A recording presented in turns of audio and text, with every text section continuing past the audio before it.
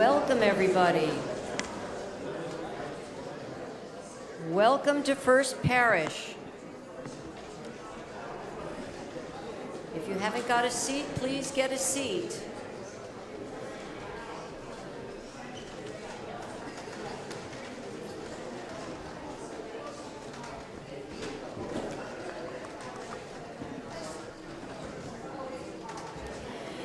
Welcome, everybody. My name is Janet Rothrock. I'm the chair of the First Parish Environmental Team.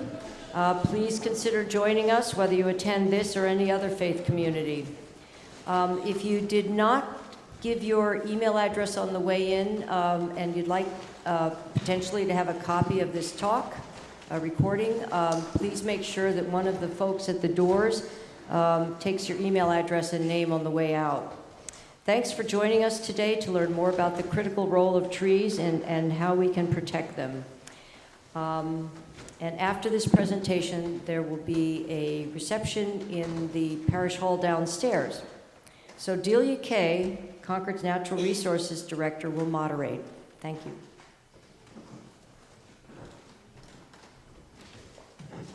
Hi, everybody. It is with distinct pleasure that I will introduce Dr. Bill Moomaw for this talk today. Dr. Moomaw is Professor Emeritus and Founding Director of the Center for International Environment and Resource Policy at the Fletcher School of Law and Diplomacy at Tufts University. He remained the director of the center for 22 years until his retirement in 2013.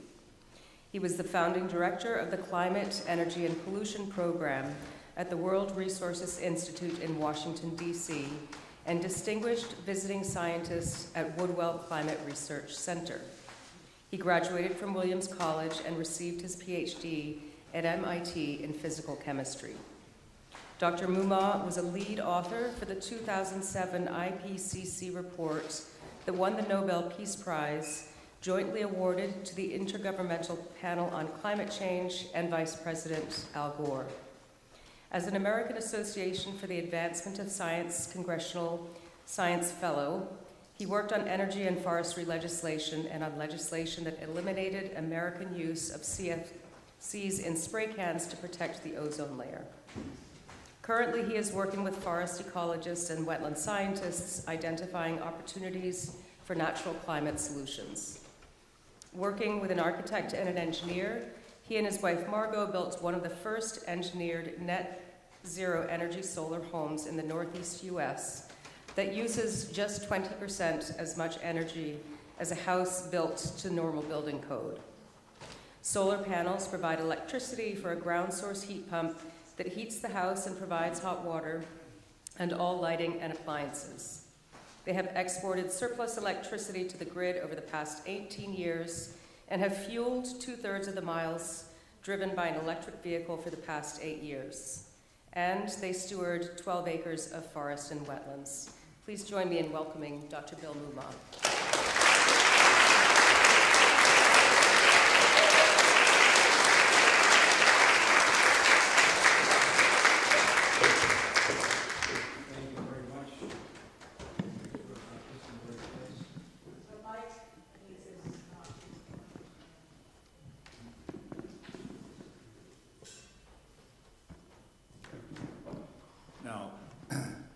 Does this work? Okay, good. All right. Well, thank you for the very nice introduction and for the opportunity to be here. I consider it a singular honor to be standing in this particular location, in this particular church, which has such a profound history as we approach the 250th anniversary of the United States. Let's hope that the next 250 years thrive and are able to meet the desires of what I expect are many in this room. Thank you for having me.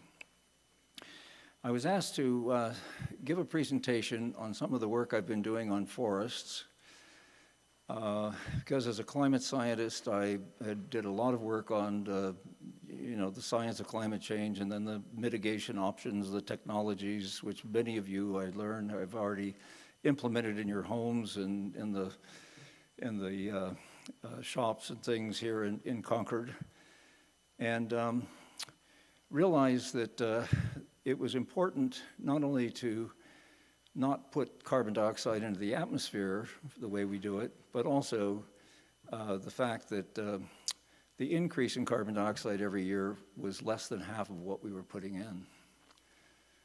And who is this benefactor? It's the natural world. It's forests and oceans, and to a lesser but important extent, wetlands and grasslands. Everywhere there are plants, and everywhere there's large bodies of water, carbon dioxide is being removed on a continuous basis.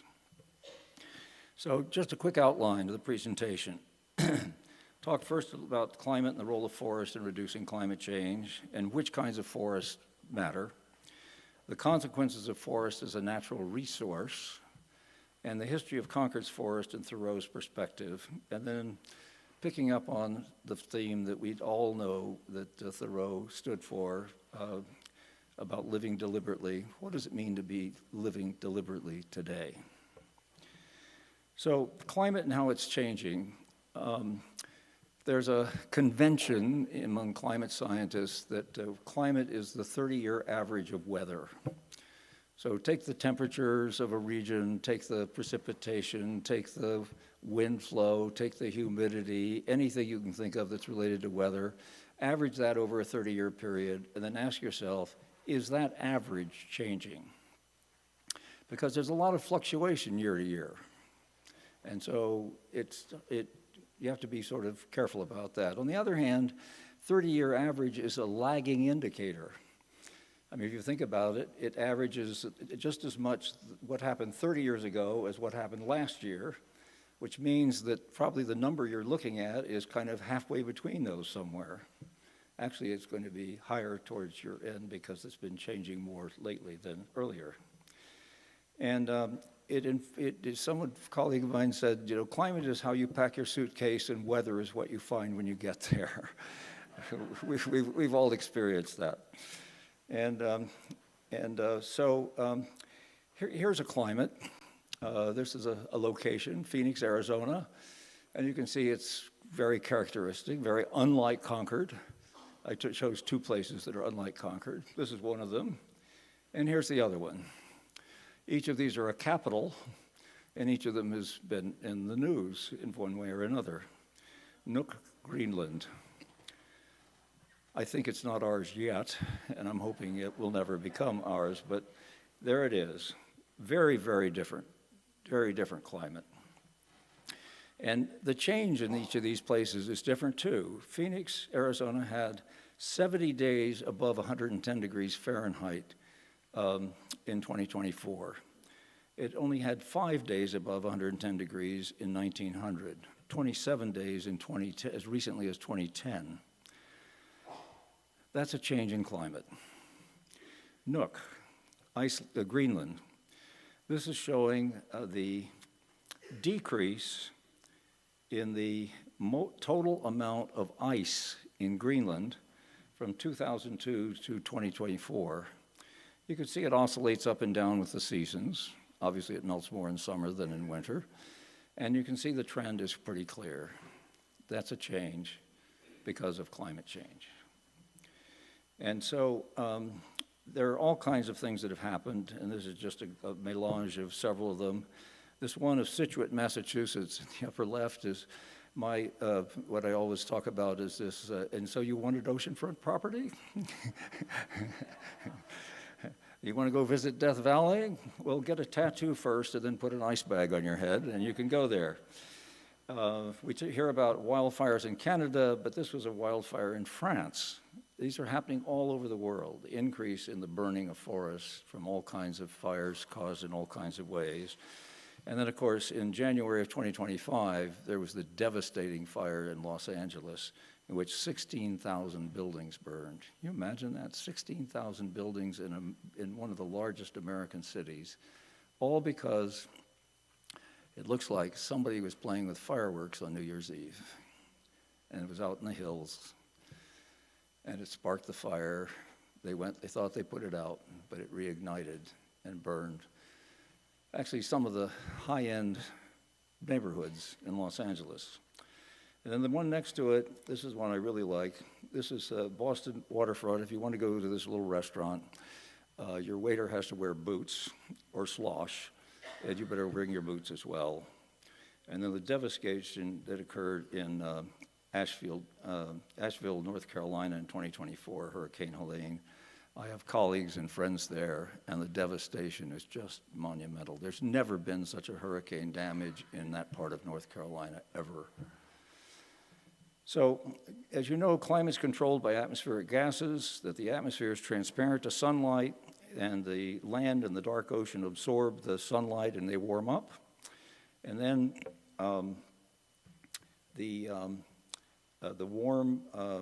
so here's, it warms up the Earth, and the Earth is being warmer, it radiates back to space, but some of it gets trapped by these gases in the atmosphere and gets re-radiated down and up. So that's the way it works, that it's really an active process that's always ongoing between the absorption of the heat from the Earth being re-radiated out to space, but back to Earth as well.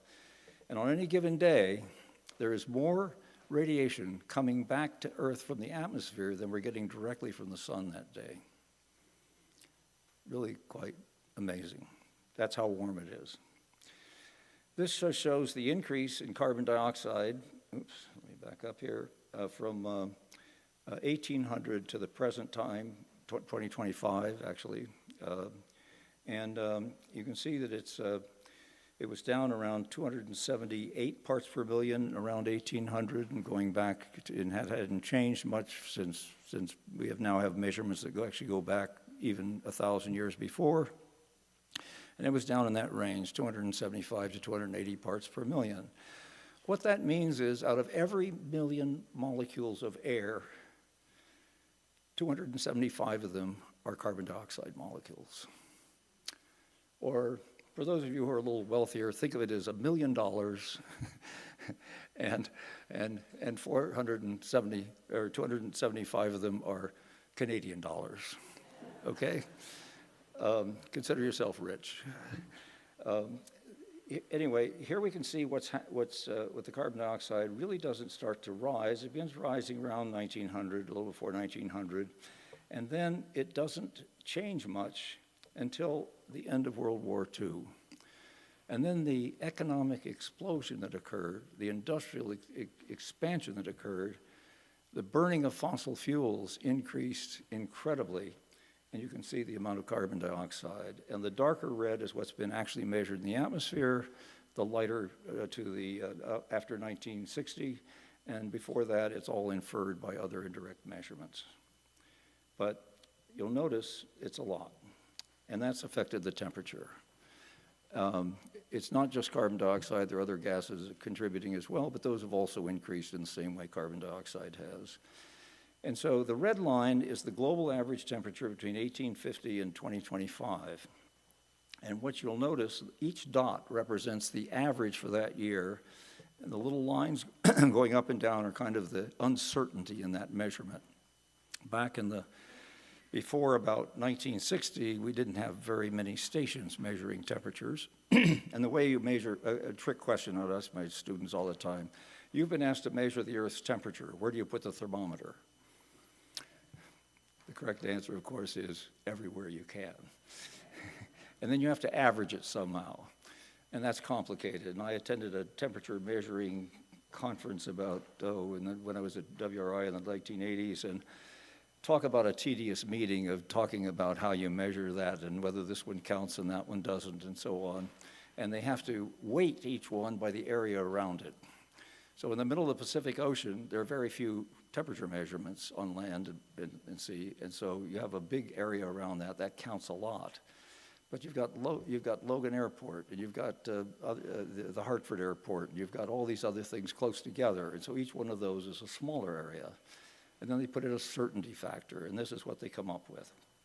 And as you can see, it goes up and down with the seasons, and year to year, and it goes up, and finally, when you get to over here on the right-hand end, it's Here's 2023, 2024 is above 1.5 degrees Celsius, which is 2.7 degrees Fahrenheit. And then in 2025, it dropped back just a little bit. That's really an extraordinary rise that we've had in a short time. So how do we limit the heat-trapping gases is, well, obvious thing, use energy more efficiently, right? Don't use as much to do a task if you could use less. That's called productivity, improve the productivity. People talk about it as conserving energy. As a physical scientist, of course, energy is always conserved. You can't create it, you can't destroy it. So we prefer to use the term productivity. Do twice as much with what you have, or half as much, use half as much energy with what you have, and try to keep it small. Avoid additional carbon dioxide and these other gases, methane, which is the main component of natural gas, nitrous oxide, which is emitted from all agriculture, from the nitrogen fertilizer, and there are other gases as well. And so we need to change the technologies from all of our energy production, industrial processes, agriculture, and forestry. And then we need to remove carbon dioxide from the atmosphere. And the best way to do that is by protecting and enhancing natural systems, forests, wetlands, grasslands, and oceans. And the thing that there's a lot of money, a lot of our taxpayer dollars are going to direct air capture technologically. And all I can say is, so far, you ask, how much do we have to remove? Well, if we want to remove 1 part per million, we have to remove 7.8 billion tons of carbon dioxide and store it somewhere. And so to go from 425 to 424 means we have to remove and store that amount. And the amount of energy it'll require to do that is huge. And currently, the one that gets the plant that gets all the attention is in Iceland, and they're removing 36,000 tons a year. We have to remove 7.8 billion tons to reduce by 1 part in a million. It doesn't seem feasible to me, particularly since it's costing between $500 and $1,000 a ton. I determined that that's about something like 10 to 20% of the whole world economic expenditures now. Cost will come down, but it's still going to be huge. And is that a way we want to spend our money? Forests, however, have this incredible potential. They've been removing about 30% of an amount from the atmosphere that's equivalent to about 30% of what we emit in any given year. And they've been doing that for over a century. And so this wonderful thing you learned in, 4th or 5th grade science, photosynthesis, the big word, it was great to know it when you were 9 years old. It's still great to know it now that I'm much older than 9 years. It converts gaseous carbon dioxide and water into wood that is half carbon by weight. In other words, so half of the weight of wood is carbon. So as one person pointed out, which I think is a wonderful way to say it, wood is made from air and water. Those are the only 2 materials that go into it. Now, there are a few other nutrients you need to make all that system work, but in terms of the material in wood, air and water, a trace amount of air, 0.04% of air, 400 parts per million of air. It's amazing. So soil fungi and soil carbon are also created, and those by bacteria, and they also, in some forests, amount to more than half of all the carbon that's stored on each acre of land. That's in older forests, not in younger forests. So it's hugely, very much important, as you'll see, that older forests play the role they play. And just, we always hear about how important forests are because of their biodiversity. But as an ecologist pointed out to me, that's backwards. It's really that forests are highly biodiverse ecosystems that are composed of 80% of all terrestrial species, not that they host 80% of species. I think that's a much better way of thinking about it. They are not just a bunch of trees. They're 80% of all terrestrial species. That's what they are, okay? And all that biodiversity makes them very resilient to climate change. Forests are doing remarkably well considering the conditions. So this is a very busy slide, but let me just, it illustrates pretty much what's happening. This is for 1990, 2000, and 2010. I mean, sorry. from 1990,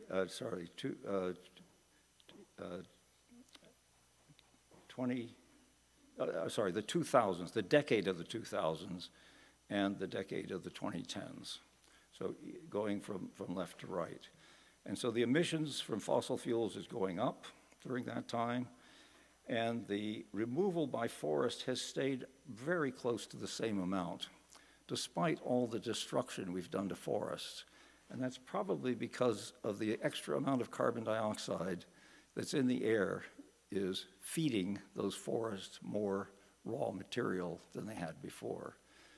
How long that balance can keep up, nobody knows. So there are losses from forests, forest fires and clearing. There are other plants, land that's disturbed, that emit, and there's other non-forest lands that are a sink that pull carbon in, and then there are the oceans. And in this next slide, this is quantified a bit.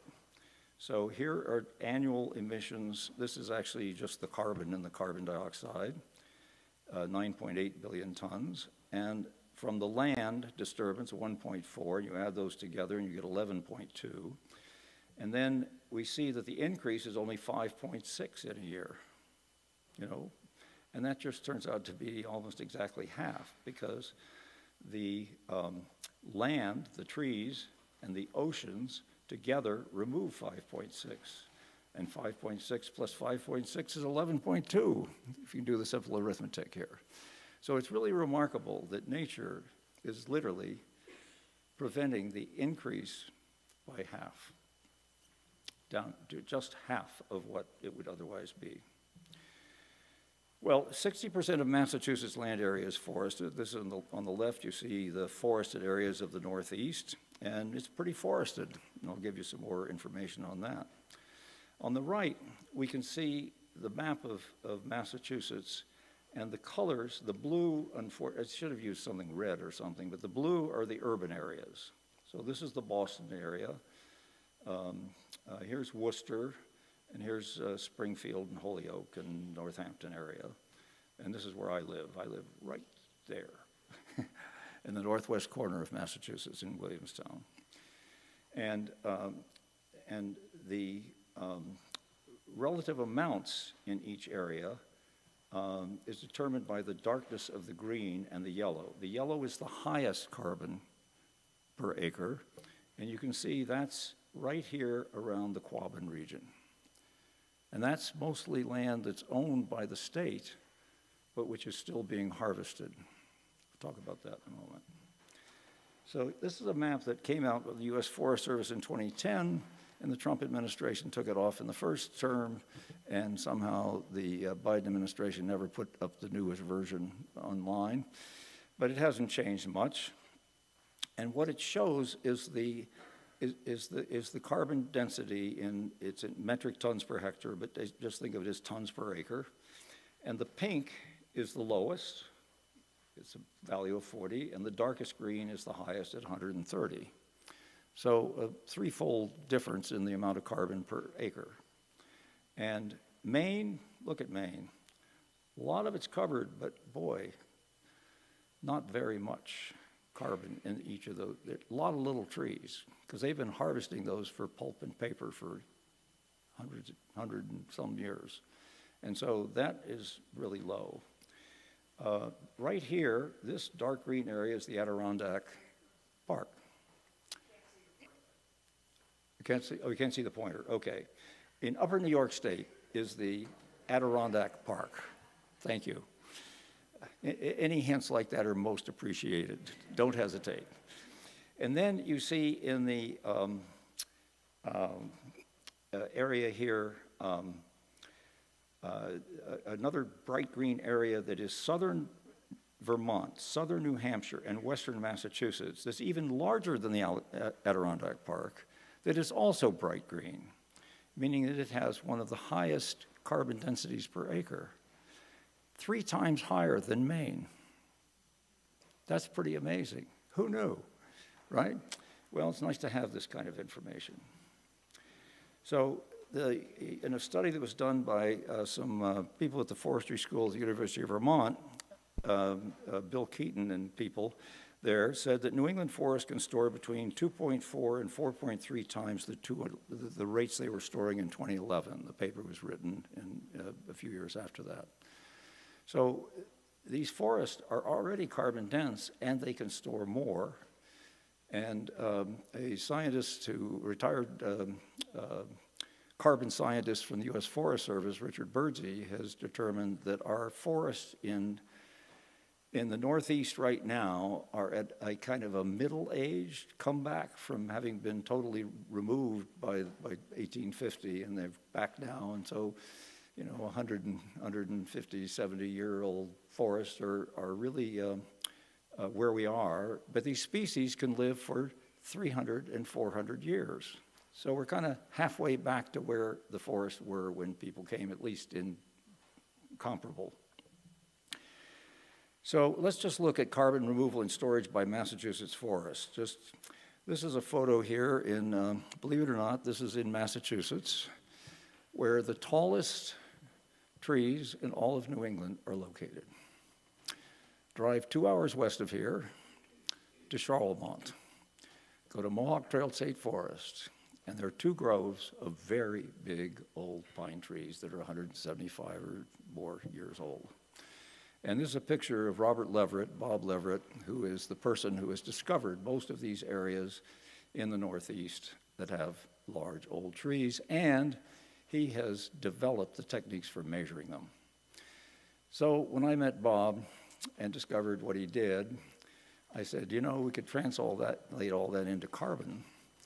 And so we've had a partnership ever since where we are using his measurements to determine just how much carbon is in the trees. And since he measures them every couple of years, we can tell how much they're adding every year. And the numbers are surprising. So there's Concord's town trees. Town trees play a role. In the U.S., it's probably only 4 or 5% of what the forests remove, but there's no technology we're using right now that's that is reducing emissions by 4 to 5% total for the country. This is for the whole country. This is working. It's working. So taking care of our town trees is really important. And yet, as I look at what's happening now, the power companies control everything. The number of trees that now have had the centers cut out and the branches go up like this probably remove 1/3 of the tree, of the branches. That's 1/3 of the photosynthesis. That's 1/3 of the carbon removal every year. It's also 1/3 of the cooling that those trees are providing every year. I don't think any of that was considered when this permission was granted. So anyway, beautiful picture of Concord in the fall. So how can forests remove more carbon dioxide?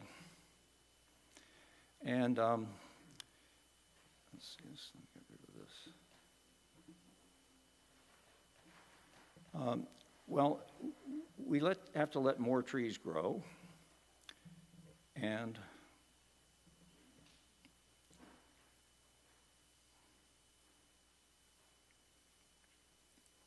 can you make the slide change, please? Oh, okay. All right. So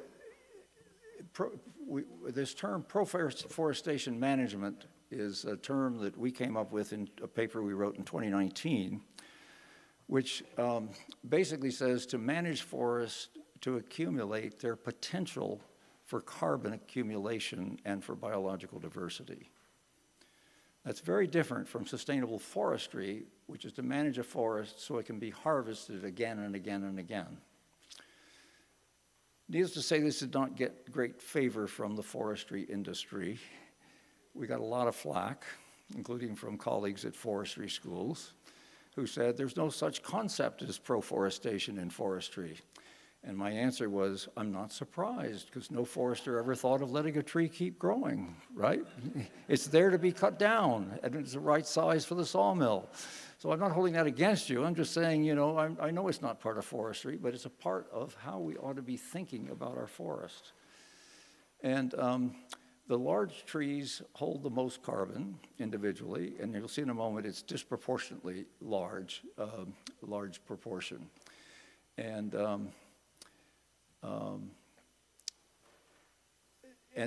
it's most of these, I'll show you some pictures of these mature forests here in just a minute.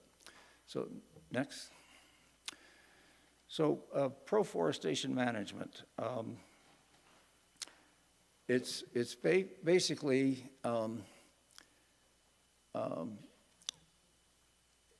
it's basically designed to get to these larger trees and more forests, but more dense forests. And the regeneration of New England forests can be viewed as an example of proforestation, because these forests were pretty much gone by about 1850. And so they've been growing back. And in the western part of the state, this is benign neglect. All the farmers left. They went to Ohio, right? All they had to do was cut down trees. They didn't have to dig up rocks. And so it was much better for them. And the sheep culture collapsed around then. And so we didn't need the pasture lands. And so these forests were allowed to grow back. Now, they're not growing back to be exactly what they were when they were cut down, because different species come back into different sequence. And so we're seeing something that's on the early side of forest regeneration. Okay, next. So here's a proforestation success story. In the island state of Tasmania in Australia, there was a certain point at which the forests of Tasmania, half of them they stopped logging half of them. They were doing heavy logging. They stopped logging half of them. Next, and this is what happened. The green, or the red bars represent the earlier year, and the green bars represent a time of 7 years later. And all of the other emissions from vehicles and businesses and so forth have stayed about the same. But the forest part changed dramatically. And you can see that it went from being exceedingly negative, the red bar going down, to exceedingly positive going up. So that basically it now is removing slightly more carbon dioxide than is being emitted by all of the activities that are ongoing. And that was reported by Australia in their official report to the internationally. So here's how this all works. Now keep your eye on this tree on the left. That represents a red oak tree that is 100 feet tall and 54 inches in diameter. We're gonna visit this tree a couple of times here, so keep that one in mind. And it holds about 8 tons of carbon. And so how many trees that are half the height do you have to have the same amount of carbon? And the answer is it's 35. And how about if you go down, if it's a little bit smaller, you have to have 151. And if you're down to a quarter of it, I think it's 450. If the really little newly planted street trees, 455. So when you take down a tree in town, they say, and the developer says, don't worry, I'll plant another one. Say, that's not a bargain. No. I don't know if what you can expect, but them to plant, but there are different towns that have different rules. Next, please. Now, those trees are also evaporating water. And as they evaporate water, they cool the surrounding region. Evaporative cooling, transpiration it's called, but just evaporating the water. And it turns out if you have an oak oaks do you have to, what size do how many oaks do you have to have that are half as tall as our big oak, and it's 4. And so it goes across all the way. You can see the numbers there of how many more trees you have to have if they are much smaller. And that's always surprising that the numbers are this distorted between what one large tree can do and what it takes, how many little trees, even big little trees, it takes to equal that. All right, now, I did a thought experiment. I said, what if forests had not been removing 30% of fossil fuel carbon dioxide emissions to the atmosphere annually? And I thought that was an interesting question to ask. On the left, you can see there's the temperature rising, and on the right, you can see this. This is from a publication about what was happening in 2021. So the first question is, where would we be if, when would we have reached a current concentration to carbon dioxide? And the answer is there, it's around 1960. In other words, in 2021, we had added 50% to the atmospheric carbon dioxide. So we would have reached that in 1960. And where would we be today?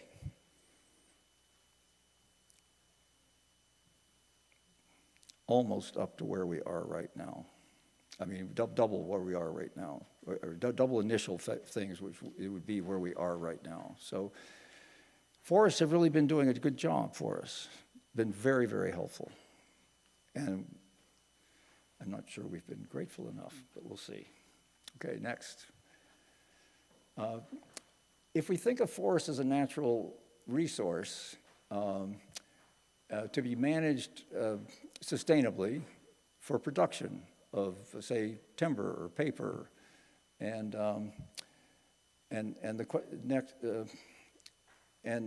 so it turns out that that's possible to do, and good foresters do that when they manage for production.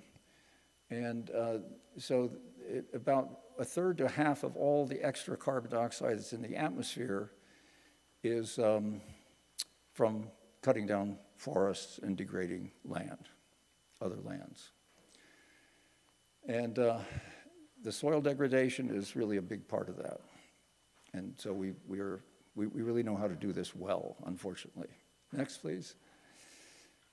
So this is just showing a harvest. Typically, now they go straight to a clear natural forest and put in plantations because all the trees are the same species and they're all about the same size at the same time, and that makes for efficiency. And here you see a machine going in, and this is most of the way that any harvesting is done, even in Massachusetts now in our forests and in our state forests, is these machines come in, they snip off the tree, they grab it, they strip off the leaves or the branches, they cut them into 8-foot logs and pile them up and put them on trucks and take it away. And what we have to remember is that this is all being done for economic reasons. In other words, it's economics that determines how this forest is managed. And it's about making a profit, obviously, that's the purpose of it. And it's to supply wood, which we need for the pews you're sitting in, for example, or this podium I'm standing behind. But it really is to have to remember what its consequences are. And then a lot of these forests are cleared for power lines and for gas lines and for roads, and that also depletes the forests. And as a result, there are few old growth forests left in the United States. Forest Service estimates it's probably less than 5% of our forests are old growth forests. And almost all of those, of course, are on protected lands. So there's an example of select forest on the left, where you selectively cut certain kinds of trees, but you leave others behind to replenish the area. And then there's something called even age management, to the public clear cutting. And the whole point there is to get a bunch of trees that will eventually be the same size and age to be harvested in the future. So what happens when we do a harvesting of a forest? This is a project that was worked out with John Sturman at MIT, who is one of the people who uses a program developed there that not only does the accounting for the carbon, but it accounts for the time of the changes that take place. So people often say, well, look, we cut this forest down, but then we let it grow back. And so it's carbon neutral. Well, I mean, technically they're right, because, there's not as much, we put 20 tons in the atmosphere and we took out 20 tons when it grew back. We call that net zero.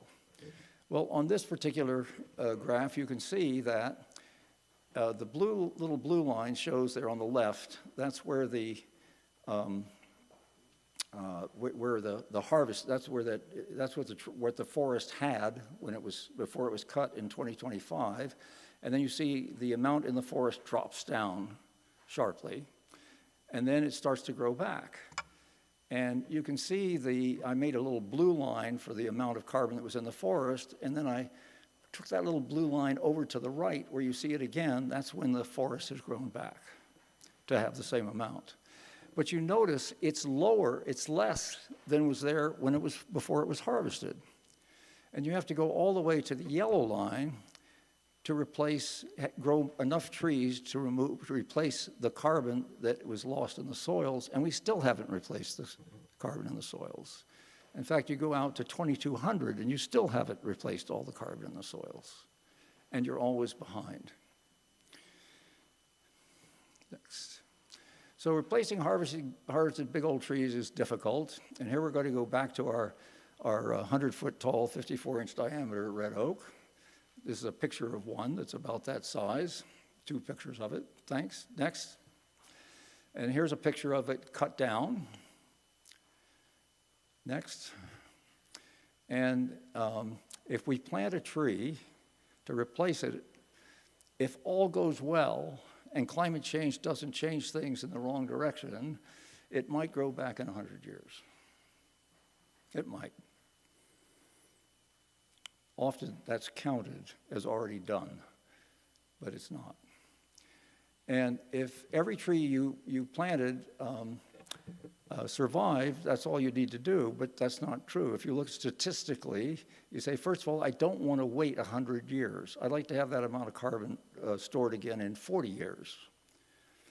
To get there, you have to plant 7 trees, because the mortality rate of planting trees is about that high. You'd lose 6 of them between now and 40 years from now. And so you'd like to have 7. But you have to actually plant 22 trees to get the 7 to last 40 years. So that's a lot. That just gives you a comparison of what it means when you talk about taking out one of these really big old trees. It took a lot of time, as it says, and it points out that if we had allowed the tree to keep growing for those 40 years, it would have added over a ton of more carbon. That's more than you got back by the regrowth, far more. Okay, so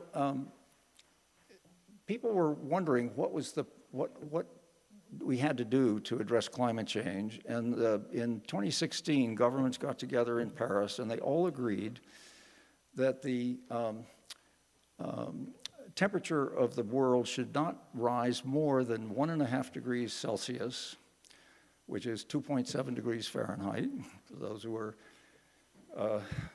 centigrade challenged, which most of us are. That was actually, it said we will try to do that. What we've actually set the limit is 2 degrees. Small island nation says we'll be swamped at 2 degrees. We'll be gone. Oceans will rise. We'll be out of here. So the compromise was, and make every effort to stay below 1.5 degrees. Well, we already hit 1.5 degrees in 2024, but that's not a 30-year average of temperature. So that's not saying that the climate has reached that state yet. Seems to me that's a bit of a technicality, but nevertheless, that's the argument that's being made now. So, so then the government said, well, now turned to scientists and said, okay, how do we do this? They asked that question after they made the political decision. Unfortunately, that's the way a lot of decisions are made politically. Next. So at the meetings following this, the delegate from Vanuatu, which is a small island nation in the Pacific Ocean, spoke up. And he just made it clear that there are inescapable consequences. Let's see, the level of finance can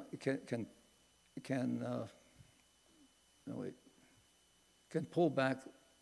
Oh, no level of climate finance can pull back the sea in our lifetime or our children's.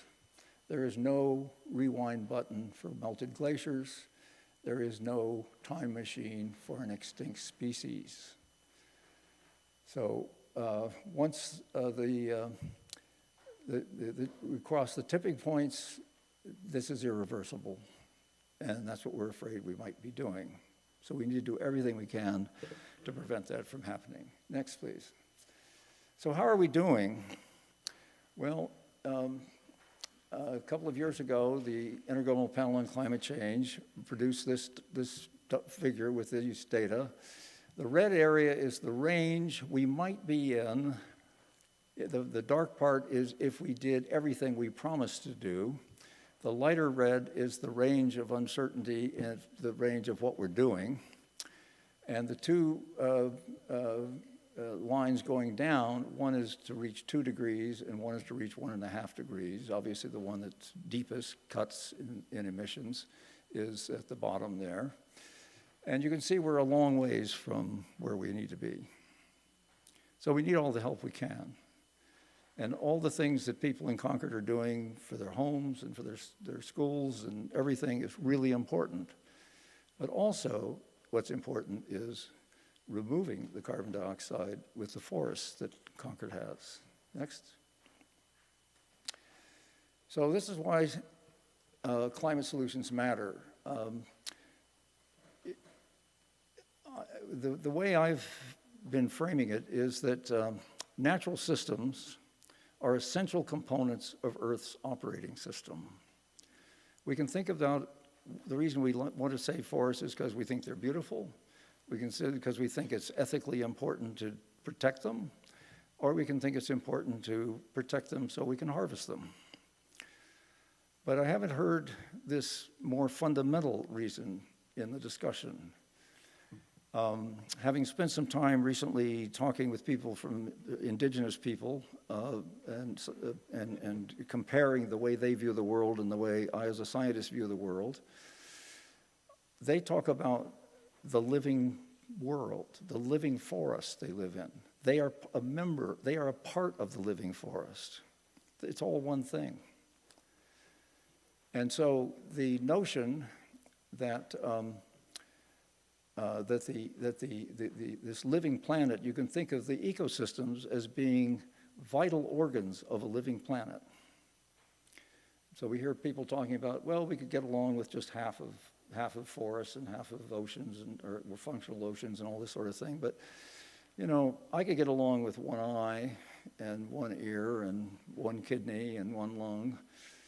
But asking me to get along with all of those at once? And what do I do with my brain and my heart and my liver? It just seems to me that even half is not enough. And even nevertheless, these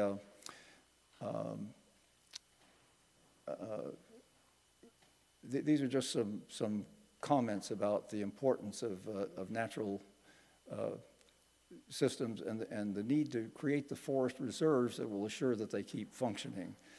And what has astounded me as a climate scientist is to recognize that no technological solutions even come close to what nature's doing right now and what it could do if we allowed it to. So the These are just some statements here which you can look at to tell you what the Intergovernmental Panel on Climate Change, go down to the third one also. And they're all saying pretty much the same thing.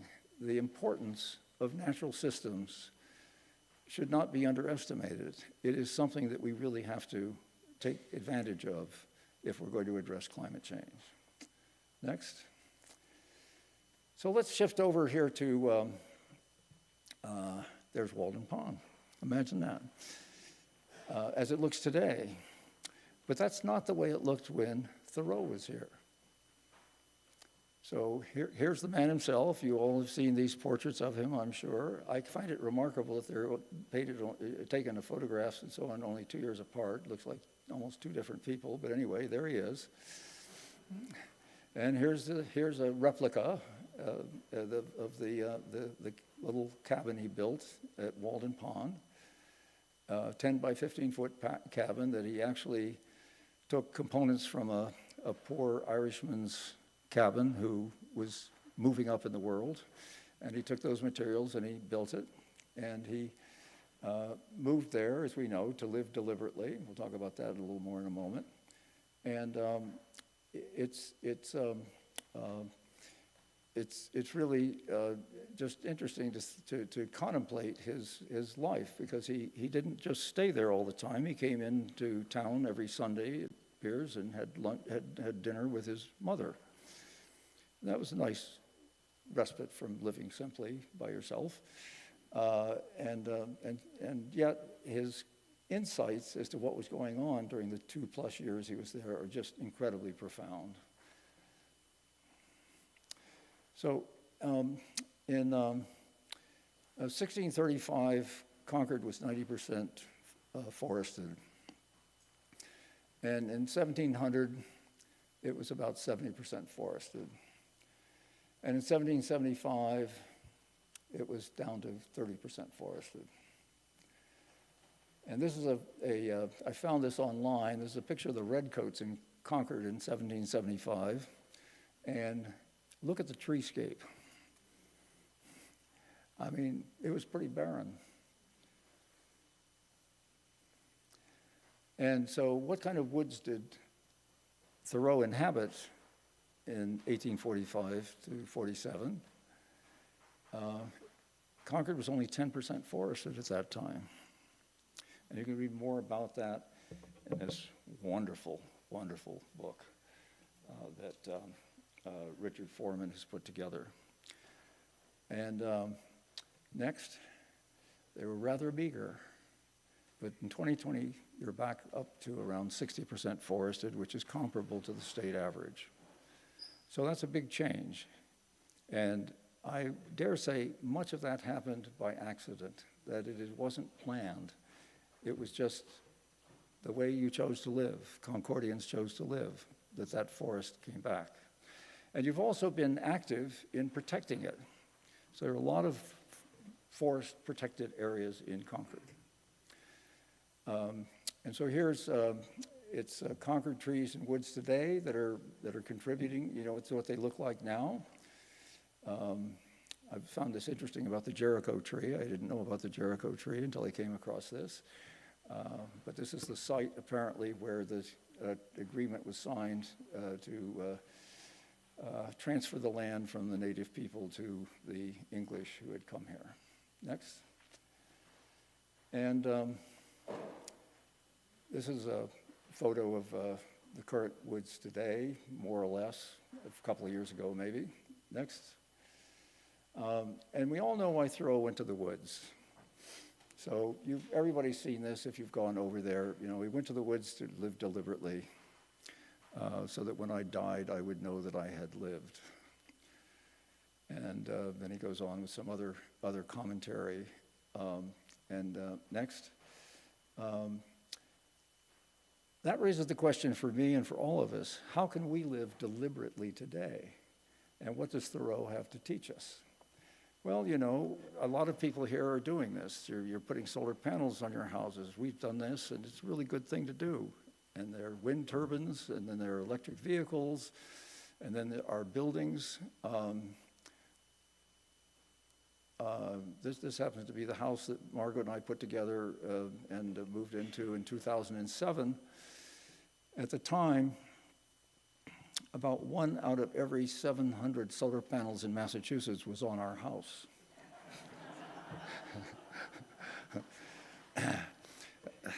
There are advantages and disadvantages of being out in front on things. Not everything worked the first time, I'll be honest with you, but we've had it working and it's been working well.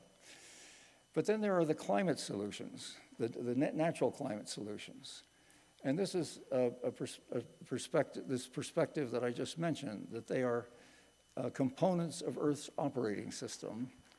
And next, and what we need to do is to create what my colleagues and I are calling strategic forest reserves. This is a play on the strategic petroleum reserves from a few years ago, obviously, but we think this is a more important reserve than that. Next. Yes, next. Okay, so there's just no technological. Let's go up a level from the community to the state. This is a map of New England, and these are data that my colleague Ed Faison discovered, and we put in a paper we published in 2019. So the green area shows forested areas. The yellow areas, the bar of the yellow areas, that's those bars at the top. So Massachusetts is 60% forested. And then the lower bar graph, the longer line represents the total amount of intact forests. And you can see it's in the neighborhood of 1% to 2% in all the New England states. And the red represents the intact part of the intact forests that are protected fully at what's called the Gap 1 level. This would be the kind of protection you have for national parks. And in Massachusetts, it's only a little over 1%. And you probably can't see this on this map. Where is that? It's Cape Cod National Seashore, because it's a national park. That's the only part in Massachusetts. Ah, that's good. There it is. Thank you. And you can see the Baxter State Park in Maine, and you can see maybe Bar Harbor National Park in Maine, and you can see the two wilderness areas in the Green Mountain and White Mountain National Forest. Those are the only things that have this level of protection. The rest does not. And so that's something that I think needs consideration. And there is consideration ongoing right now in the state legislature in consultation with the administration as to how they should manage the forests of Massachusetts. And I'm pleased to say that your representative, Representative Gentili, has been very helpful in introducing some of these more stringent protection measures.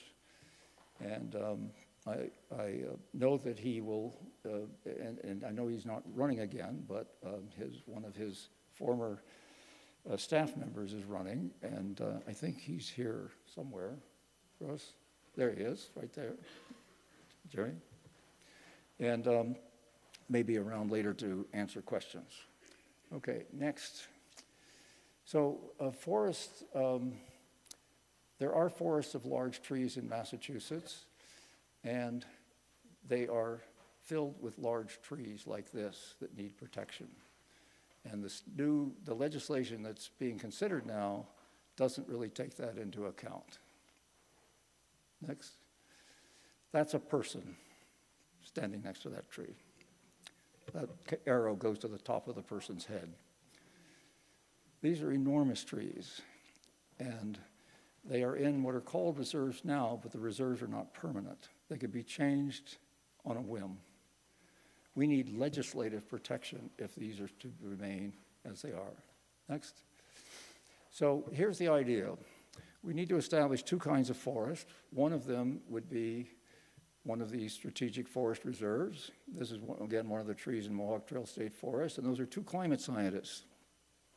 One on the right is the chief scientist at Woodwell Climate Research Center, and the other person is the longest time person who helped develop many of the technologies and methods for figuring out how much carbon there is moving through the atmosphere from different sources and being removed by forests. And secondly, we need to have production forests that are managed sustainably. These two photos were taken about 20 miles from each other. So you can see not everything is safe. And next. So next. So Thoreau might suggest that these people are searching for a climate solution and that they should look up.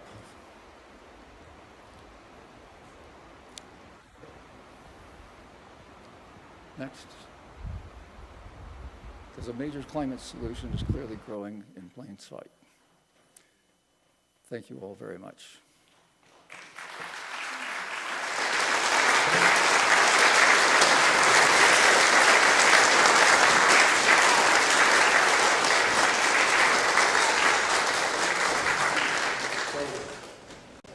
If anyone's willing to stay longer, I'm willing to answer questions or respond to your comments. Yes?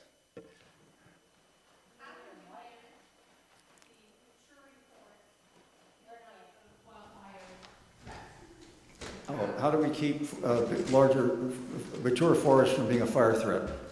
Okay, they are much less of a fire threat than younger forests. Younger forests are kindling. If you look at the fires in California, most of them are in plantations or they are in recently harvested forests. Most of the big forests, the one exception, which was really shocking, were some of the sequoias that were actually killed by fire. Because those are very big trees, and they have very thick bark, and they've withstood many, many fires.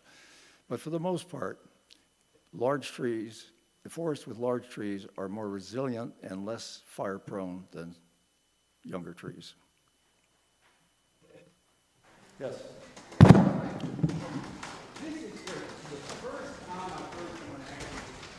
Proposing very actionable policy on climate change.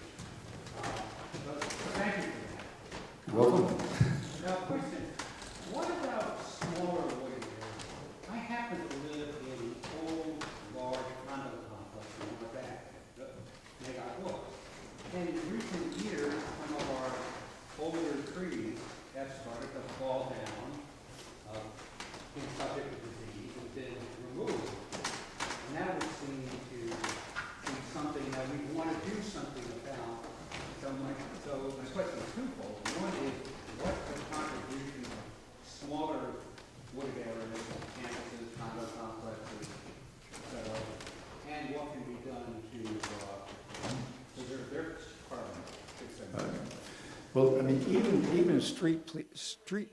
the question was, what can we do for smaller areas in town and urban settings? You know, what isn't that? Yeah, what's the impact of those trees? They are, you know, the figures I've seen for the United States as a whole is that what we'll call urban or town trees probably are removing about 5% of the of what the forest as a whole are removing. If you lump them in with forest, the number would be 5% bigger. So that doesn't seem like a lot, but show me a technology that's not putting in 5% more in total right now. I mean, I don't think there are any. We're getting closer with wind and solar right now, despite every effort to shut it down.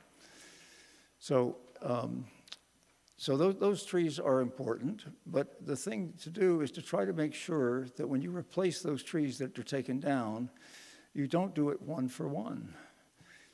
You have to do it multiple trees for one that's removed. And even then, it won't be probably as many as would make up for all the carbon, but it means you will get to that amount of carbon much sooner, of removing that much carbon much sooner. And the cooling, again, will be much better. Yes? Much of carbon, earlier in your talk, you spoke, much of the trees and forests and carbon and Concord are regrowth. Now it's mostly softwood, and now it's mostly softwood monoculture, pretty much because of weed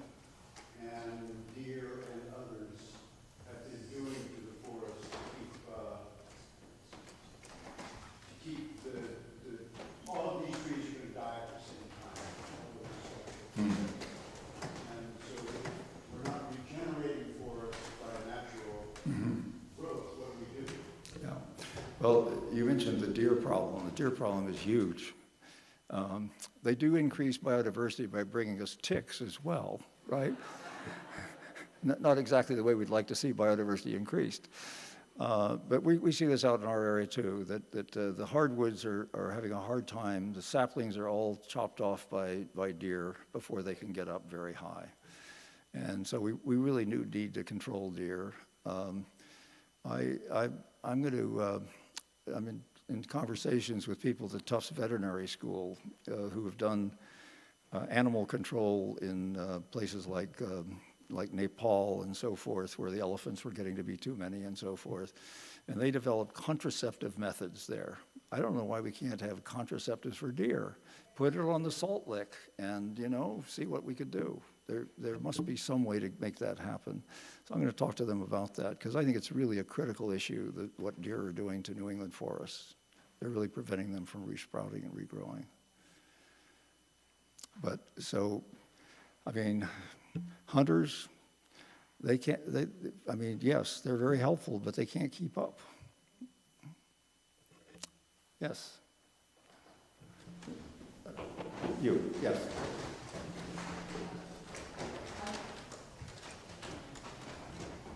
Two things, one short one. Can you get the data designers to switch the colors so that red is bad and green is good? I'll try. Every one of those things gave you the opposite feeling than it should. I agree. I don't know why they did that, but maybe they're colorblind. I don't know. I suspect that it's the fossil fuel influence basically. But notice that the benefits, the economic benefits of managed forestry never includes the externalized costs of that. And the benefits of the carbon sequestration and the financial benefits are the most persuasive argument for this, far outweighing the emotional benefits of having beautiful forests and happy ecosystems. We need to put the economic benefits front and center. And who's doing that? Well, there are people who are doing it. I worked with a group of people who do ecological economics. There's something called environmental economics, which means that you do the costs, you do the damage costs and so forth. But ecological economics starts from a different premise. In fact, as one economist told me, he said, after working on this for this many years, I've come to the conclusion that the economy is an externality to the environment. I thought that was a pretty bold statement to make. So figuring out, I agree with you.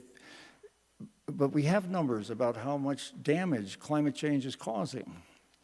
And it still doesn't seem to resonate with people. And the empathy we have for those people in Asheville, North Carolina, doesn't seem to change the outcome for the country as a whole. Because it's not the people of Asheville who necessarily caused all of the global warming that did that. It's all of us, not only here in Concord, the United States, the world. But we can only do what we can do where we are. And so I think it's important to focus on where we are. And right now at the national level, it's very difficult to get anything done. But I think Massachusetts can be a leader and should be a leader.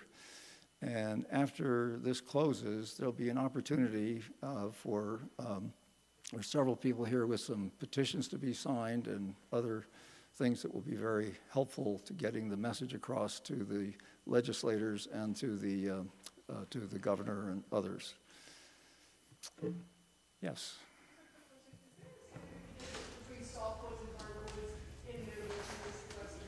Good question. The hardwood is denser and has more carbon per cubic foot. Rates of growth, though, some of the softwoods grow faster. And so there are two important things. One is how much does it store, and the second is how fast does it get there. Both of those are important. But remember, as one colleague of mine, Bev Law, who's a first-rate forest ecologist, said, remember, carbon that's in the trees and soils is carbon that's not in the atmosphere. There's will it remove it? That's a potential. But we have it, that's the money in the bank is what's the carbon that's in the trees. The interest is what we get on our bank account, which is a smaller number every year. Yes? There's some legislation moving through the state to encourage renewables, and one aspect is to encourage solar. And essentially, it's like, well, it's not really feasible to really push for solar on buildings and parking lots, which means, solar where there's open land. Is there an equation, a useful equation for what does it mean to, for example, take away an acre of forest and replace it with a solar field? That's easily calculable. The question is if you take away, if you decide we need solar panels and we're going to cut down that acre of forest and put them there, that means that acre of forest will not be removing and storing carbon. And yet we will be getting electricity generated by those solar panels. And it turns out that,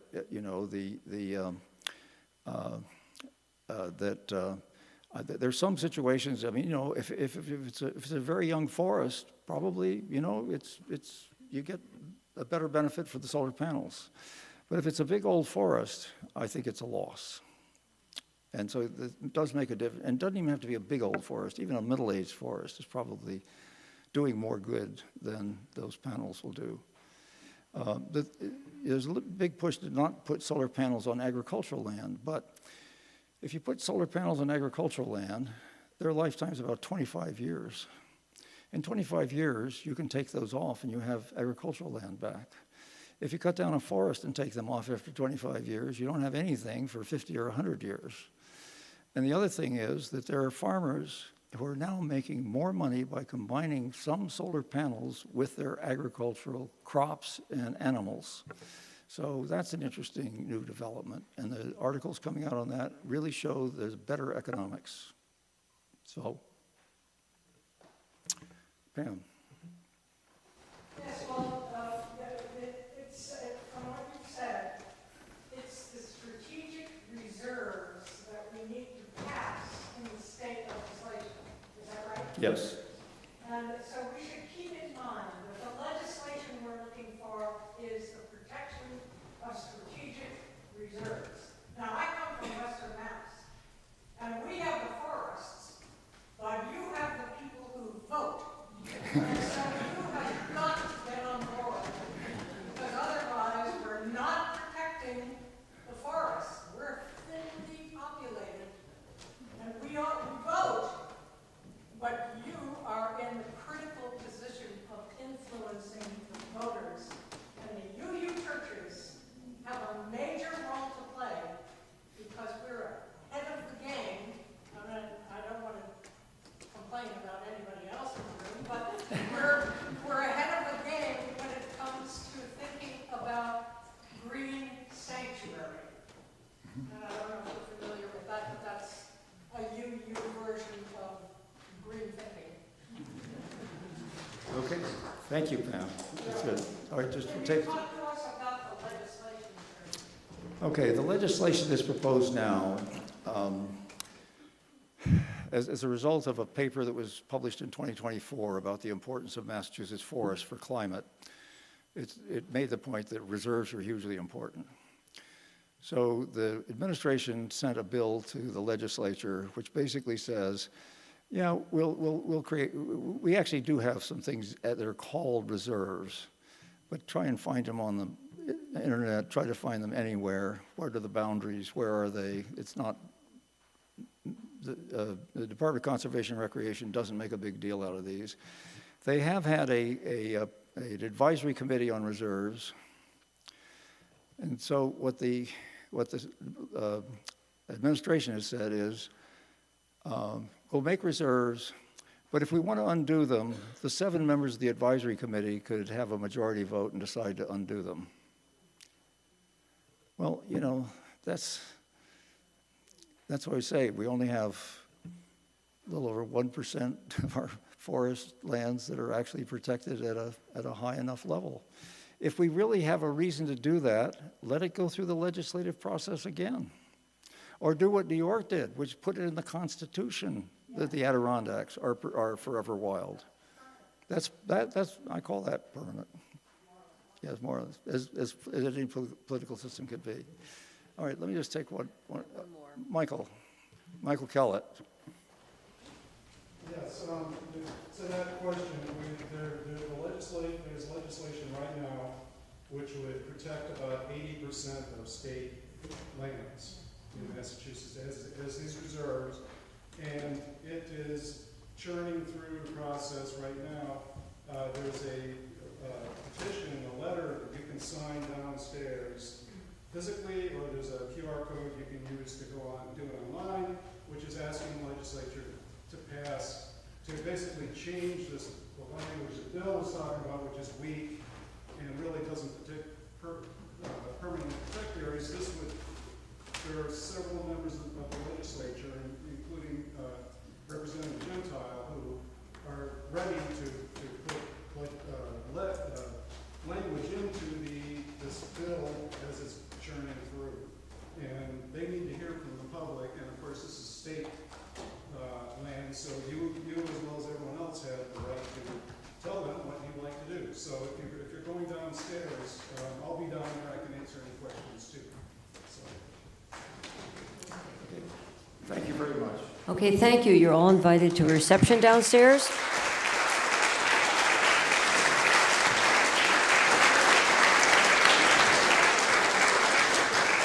So downstairs in the parish hall, we have some food.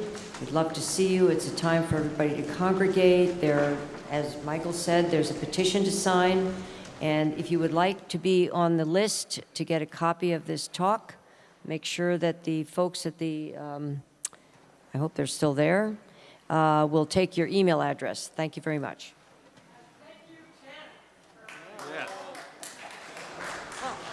I would like to point out that Pam was instrumental in founding UMass Action. So there.